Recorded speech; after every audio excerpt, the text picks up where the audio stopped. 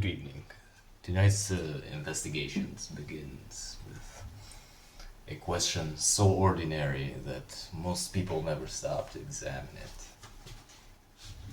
A question hidden beneath every clock, every calendar, every memory, every expectation of tomorrow. The question is this: what exactly is time? Not what a clock measures, not what a calendar tracks, nor how many years have passed since your birth time itself, man. Alright, so most people believe they understand time because they experience it continuously. However, familiarity is not understanding. One may spend an entire lifetime surrounded by phenomena without ever comprehending its nature. For centuries, humanity believed it understand the heavens. Then astronomy arrived. Humanity believed it. It understood time. Quantum mechanics arrived. Then relativity arrived. And suddenly, the most familiar thing in existence became one of the strangest. The purpose of this framework log is not to provide absolute answers. The purpose is to investigate assumptions, not because assumptions are dangerous, not because they are always wrong, but because they often become invisible. The most powerful assumptions are not the ones we argue about. They are the ones we never notice. Tonight we will investigate one such assumption, the assumption that time exists independently from space. At first glance, this seems obvious. In fact, it appears so obvious that questioning it sounds absurd. Yet modern physics arrived at a conclusion that would have seemed impossible to earlier generations. A conclusion suggesting that the separation between time and space may be less fundamental than we once believed. Before reaching equations, which is not in this log and sections and volumes, I highly apologize for that. It is in the next logs, which is log 14.1.1. That is the end of the section 1. I strongly believe it will be. So before reaching geometry, before reaching spacetime, we must first understand why humans naturally separate the two. Because understanding the illusion is the first step toward understanding reality. Let us begin. The human perspective. Human intuition did not evolve to understand the universe. This statement often surprises people. Yet it is true in some points. The human intuition evolved. Excuse me, I said intuition. Intuition evolved to survive, first of all. There's a difference, right? Our ancestors did not need to understand space-time geometry. They needed to avoid predators. They needed to find food. They needed to survive another day. As a consequence, the human brain developed simplified models of reality, useful models, efficient models, probably, but not necessarily complete models, if you might want it to put it that way. Time appears separate because our experience appears separate. We walk through space, yet we do not appear to walk through time. Space seems flexible, time seems fixed. Space allows movement. Time appears to drag us forward without permission. This creates an illusion, everyone. An illusion so convincing that entire civilizations accepted it without question. Observe your own experience. You may walk north, south, east, west. You may choose your direction through space. Yet you cannot choose tomorrow. You cannot return to yesterday. You cannot step sideways into last week. Because of this asymmetry, humans instinctively classify space and time fundamentally as I was saying before, as fundamentally different phenomena. Yet, nature is not obligated to confirm the human instinct. This principle appears reportedly throughout scientific history. The Earth appears stationary. I mean, it is not. Correct me if I'm wrong. Solid objects appear continuous. They are not. Time appears independent. The investigation begins when we ask, what if appearance is not reality? What if our perception reflects only a limited perspective? What if time and space are connected at a deeper level than human intuition allows? That is not possible because human intuition can allow more, but it's just a quote unquote deep saying, as we can call it. Funny, right? So the thing is, these questions form the foundation of modern spacetime physics. Questions that would eventually reshape our understanding of reality itself. So, beginning in framework logs, framework logs, this is log 1.4, volume 1, section 3, which is, we passed section 2, this is section 3, and volume 1, time collapse, the collapse of absolute time, excuse me for that. For centuries, physics operated under a remarkably... Excuse me for that, I had to cut off the video. So we are in volume 1, section 3, log 1.4, chapter 1, and of course, subsection of interventional node 1, and also supervision. Supervision B. I messed this up. So, chapter 1, everyone, volume 1. Thank you. So this is section 3, chapter 1, volume 1, subsections.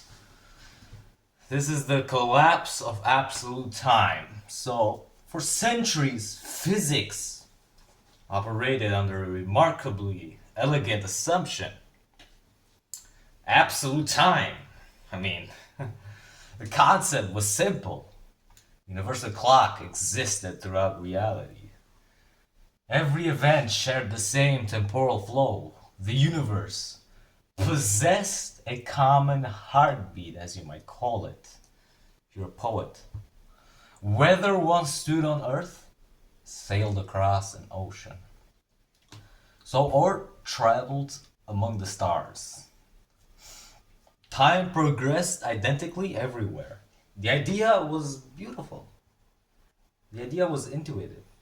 The idea was wrong. This realization emerged gradually, not through philosophy, not through speculation, but through observation. As a measurement techniques improved, inconsistencies begin to appear. Excuse me for that. Light behaved strangely. Electromagnetism behaved strangely as well. Reality itself appeared unwilling to cooperate with existing assumptions. Eventually, physicists encountered a disturbing possibility. Perhaps the problem was not the measurements, perhaps the problem was the assumption. This is where scientific progress becomes interesting. The greatest discoveries often occur when a question changes, not when an answer changes. Instead of asking, how does time move? Physicists began asking, what if time does not function the way we assume? These implications were enormous. Because if time was not absolute, then something far deeper was occurring.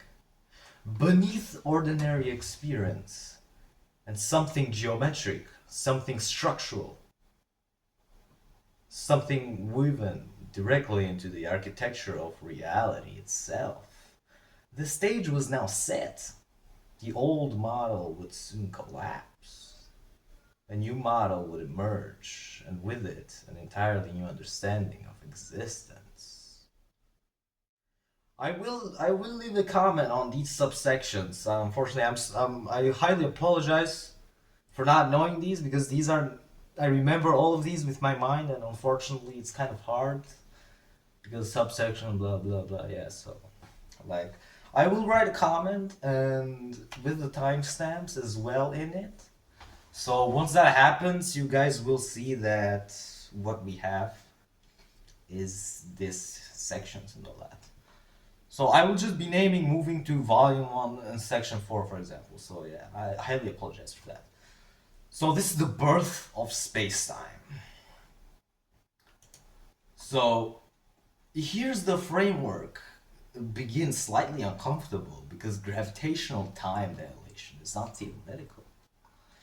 This part is real. Atomic clocks have measured it. GPS systems account for it.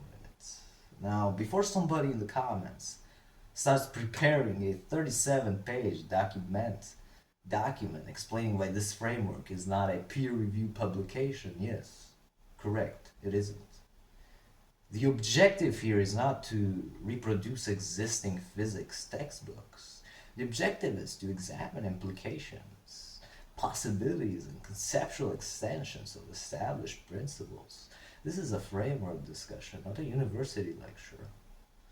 Suppose purely as a conceptual exercise, a civilization attempted to influence temporal behavior artificially, not to stop time, not to freeze reality, just influence local temporal progression.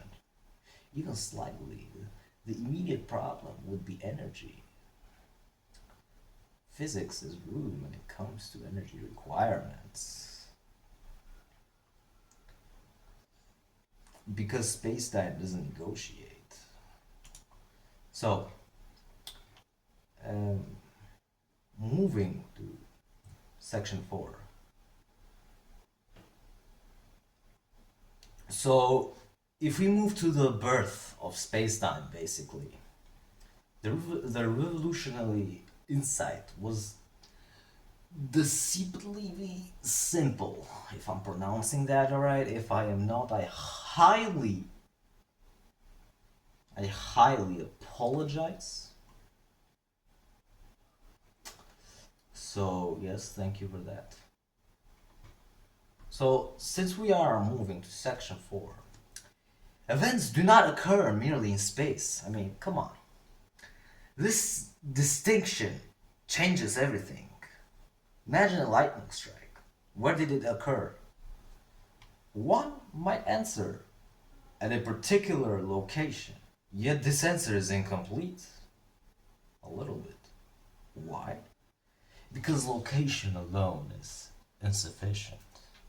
A complete description requires both place and time. So, when it requires that, the event possesses spatial coordinates. It also possesses a temporal coordinate. Remove either one and the description becomes incomplete. The event exists only when both are specified simultaneously. This observation appears trivial. It is not, because it suggests something profound. Perhaps space and time are not separate containers. Perhaps they are components of a unified structure, a four-dimensional framework, a geometry containing every event, for example, every particle, every observer, every star, even every galaxy. Within this framework, the distinction between where and when begins to blur. Space contributes three dimensions in our dimensional world. Time contributes one. Together they form a single mathematical object, space-time. At first, this idea appears bizarre, yet mathematics repeatedly demonstrated that treating space and time together produced more accurate predictions than treating them separately. Nature itself appeared to favor unity over separation. This is the first major clue. It is not proof, and it ain't but a clue. A clue suggesting that the division between time and space may originate more from perception than reality itself. Now, the first geometric consequence. This is the first geometric consequence. Now we arrive at a, excuse me for yelling, we arrive at a remarkable realization. I mean, if space-time forms a unified structure, then motion itself acquires a new meaning, right? In everyday life, if we imagine ourselves moving only through space, walking down a street, driving along a highway, or maybe just crossing a room, yet from the space-time perspective, every observer is moving through space-time continuously. Even while standing perfectly still, this idea sounds paradoxical. How can one move while stationary? The answer lies in understanding that spatial motion and temporal motion are components of a larger geometric relationship. An observer sitting motionless still appears, excuse me for that, still experiences the passage of time, man. Like, come on, y'all. The observer, therefore, continues moving through space-time. This realization introduces one of the most profound conceptual shifts in modern history. So if we were to examine that,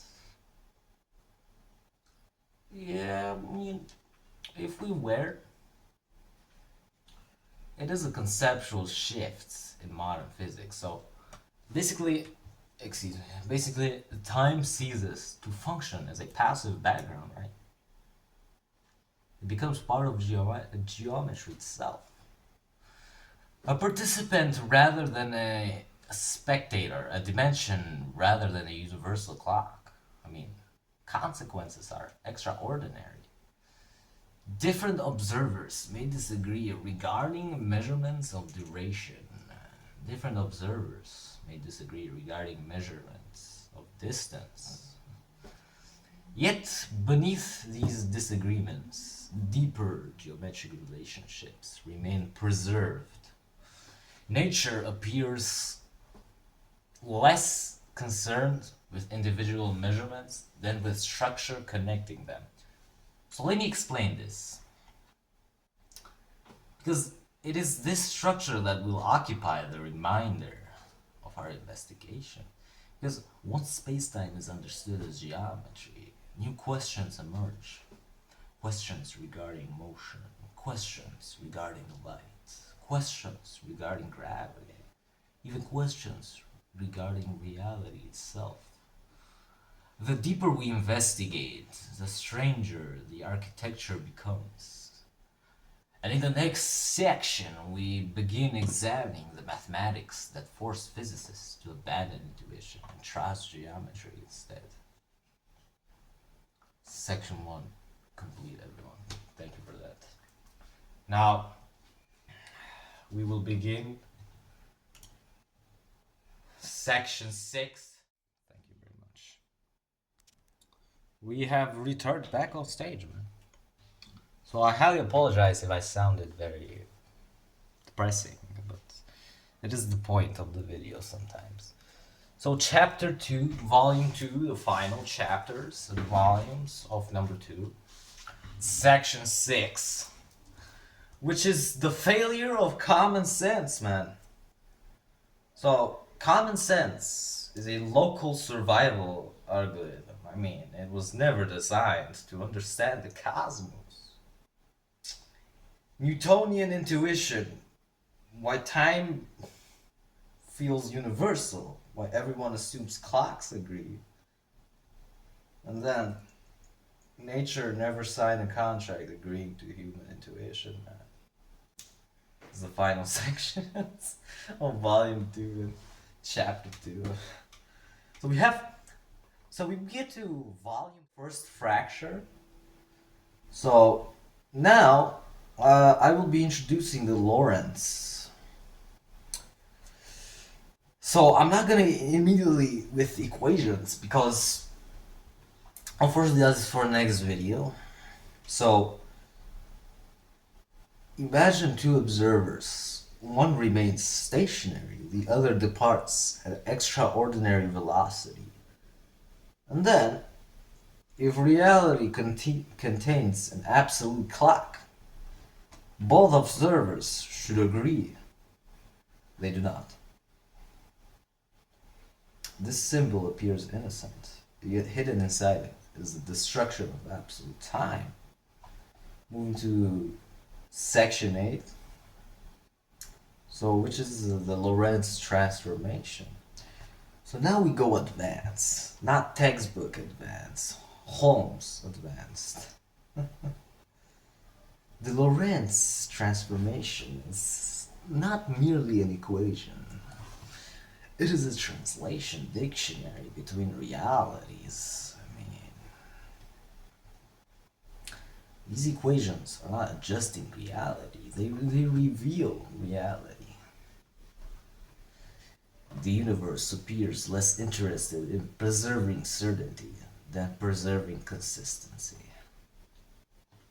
The price of light, invariant speed of light, why relativity exists. Humanity attempted to preserve absolute time. Nature chose light instead. That's a hard line.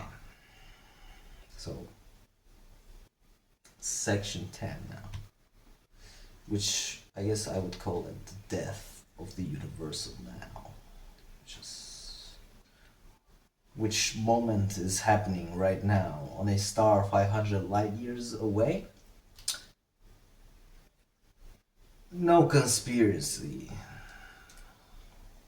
no FBI, just the present may not be universal.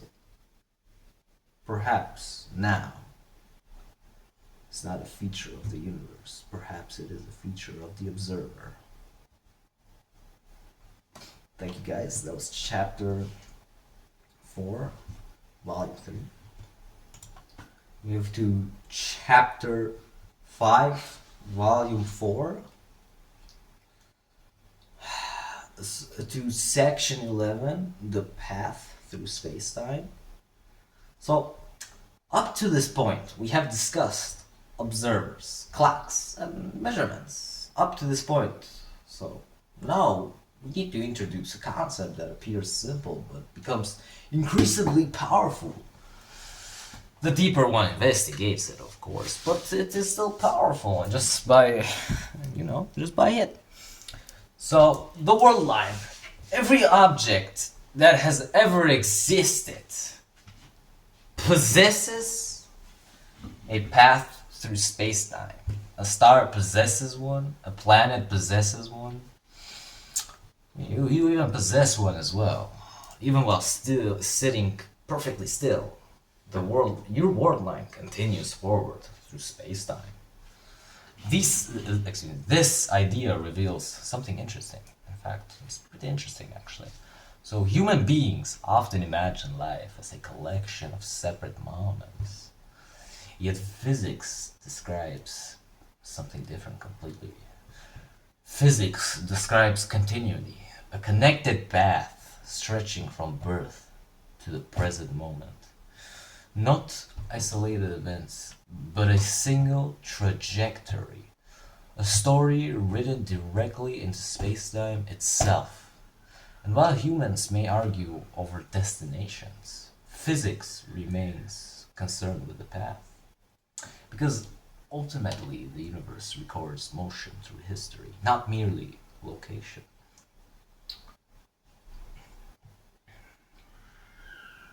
Proper time. Not all clocks experience time identically. The statement sounds impossible until one examines relativity. Every observer carries what physicists call proper time, the time measured along their own worldline. This concept is remarkably elegant. A clock does not ask the universe what time it is. I mean, like, come on, man. A clock simply follows its path and records what it experiences. In this sense, excuse me for that, in this sense, every observer carries a unique history. Or you can say a unique journey if you want. So, a unique measurement of existence. The implications are profound. Not because reality becomes mysterious, but because reality becomes personal. The universe remains objective, yet each observer encounters it from a perspective that can never be perfectly duplicated. No two worldlines are identical. No two histories are identical. And perhaps that is why every human experience feels singular. Not because reality changes, mates, but because perspective changes. Now we move to section 13. Which is called geometry instead of force, I would call it. For centuries, gravity appeared straightforward. I mean, objects pulled on each other and pulled on other objects, a force acting across space. Then Einstein proposed something extraordinary, as you might call it. It's Einstein. Perhaps gravity is not a force at all. Perhaps geometry itself is responsible. Imagine placing a heavy object onto a flexible surface, right? Surface bends. Other objects naturally follow the curvature. Spacetime behaves similarly. Mass and energy influence geometry. Geometry influences motion. The result appears as gravity. This shift may be one of the greatest conceptual revolutions in science, because suddenly the universe begins to reassemble a structure rather than a machine, not gears turning, not invisible strings pulling, but geometry guiding motion. The deeper physics advances, the more reality appears governed by relationships rather than mechanisms. And that realization continues to reshape modern science. And then we move to section 14, everyone, which is the shape of reality. I mean, humans rarely think about the shape of reality. We think about objects, events, people, places. Yet physics repeatedly redirects attention forward toward structure, toward relationships, toward geometry. This raises an interesting observation, you see.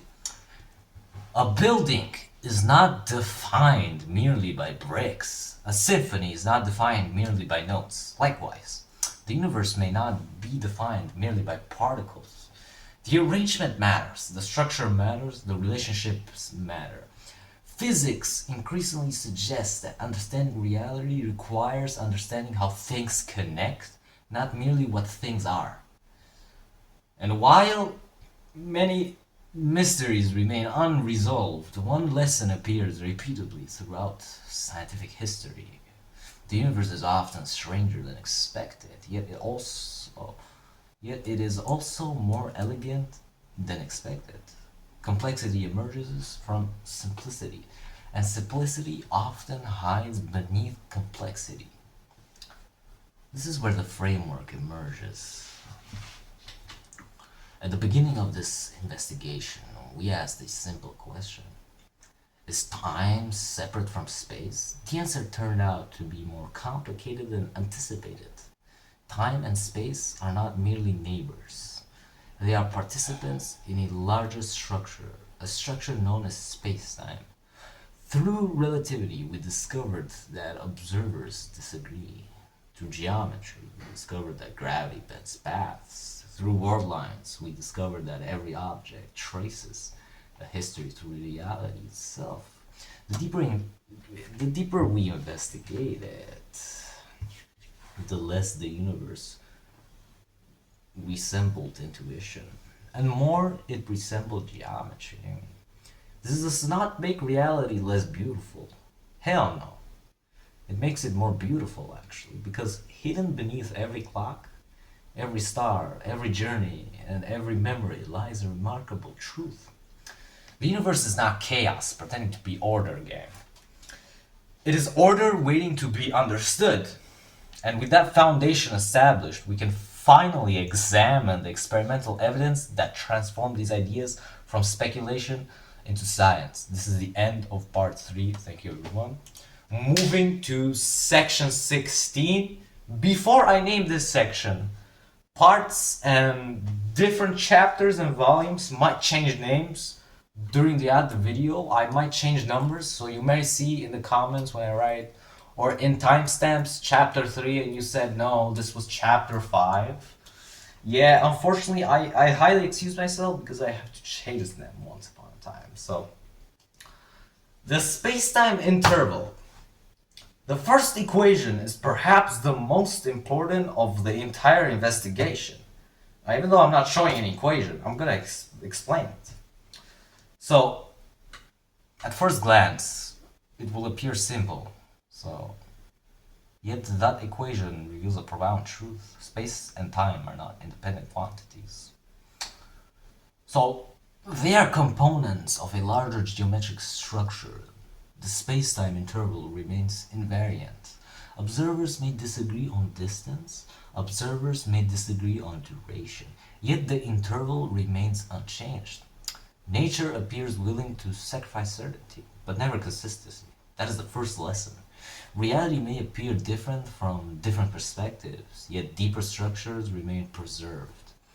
So what I'm gonna say is, in the next log, I will be showing you guys equations, but after I have talked about some other stuff.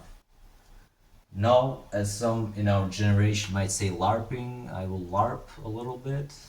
And then after LARPing for at least 15 minutes, I will be showing the final equations that I'm not showing in this video because unfortunately I forgot to make them. So I highly apologize myself for that. I have to do the video. So, the Lorentz factor.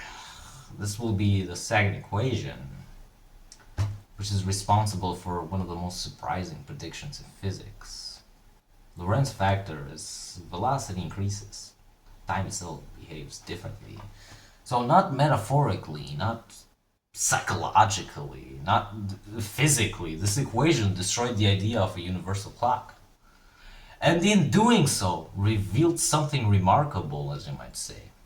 The universe does not ask how fast you think you are moving. Yeah, no, you could be moving at 75 kilometers an hour, but you think you're moving at 200 kilometers an hour. It's an extraordinary change, but yeah. So the universe does not, so basically it does not ask how fast you're moving. The universe asks how fast you actually are moving relative to another observer. The distinction changes everything. So they're moving to proper time. I mean, section 18 fast like 3 sections. The final equation concerns the time experienced by an observer. The quantity is known as proper time. It is the time recorded along a specific path through space-time, basically. Not all journeys are equal. Not all observers experience identical durations. And perhaps there is a broader lesson hidden here. A clock measures its own path. Nothing more, nothing less.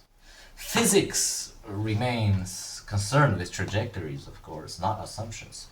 Measurements and not expectations. Reality itself and not intuition. So the framework of motion.